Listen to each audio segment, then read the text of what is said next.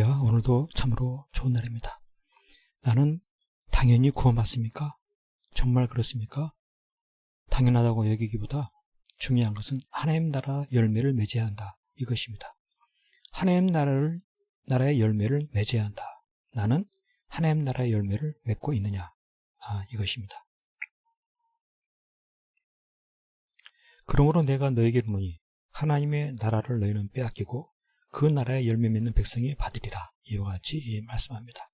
이 말씀 가운데 하나님의 나라를 너희는 빼앗긴다 말씀하시는 이유가 무엇인가? 당연히 하나님 나라를 소유할 사람이라고 내 자신을 자부하는데 빼앗긴다라고 하시는 이유가 무엇인가? 그 하나님의 나라는 그 나라의 열매를 맺는 백성이 받으리라. 어떻게 이와 같은 말씀을 하시는가? 나는 하나님 열매를 맺지 못하고 있다고 하는 것인가? 라고 하는 것이죠. 도대체 하나님 나라는 무엇인가? 라고 하는 것입니다. 그래서 이런 모든 말씀에 대해서 이해하기 어려움에도 믿음으로 그 의미를 깨달으려고 하는 것입니다. 그렇습니다. 하나님 나라는 열매가 중요함을 일깨우고 싶으신 그러한 심정이 있는 것입니다. 하나님 나라는 아무나 들어가는 것이 아니다. 하나님 나라에 열매를 맺는 이가 들어간다 라고 하는 것이죠. 하나님은 심판하신 하나님이셔서 열매가 있는 자가 하나님 나라에 들어가고 열매가 없는 자가 하나님 나라에 들어가지 못하게 하신다 라고 하는 것이죠. 그렇기 때문에 믿음이란 무엇입니까? 하나님 나라는 혈통에 따라 가는 것이 아니라 열매에 따라 가는 것이다. 조상이 아브라함의 자손 아브라함이라고 해서 하나님 나라에 가는 것이 아니라 하나님 나라의 열매를 맺는 자가 하나님 나라에 간다. 구원받는다 라고 하는 것이죠. 이와 같은 사실을 아는 것이 바로 믿음인 것입니다. 그래서 이 믿음 있는 사람은 누구를 따릅니까? 하나님의 아들 되신 예수를 따르는 것입니다. 믿음이란 하나님의 아들 되신 예수를 따르는 그 열매를 맺어야 한다. 예수를 따르는 열매가 있느냐? 이와 같은 열매가 있을 때 그는 구원을 얻게 된다. 라고 하는 것입니다. 그렇습니다.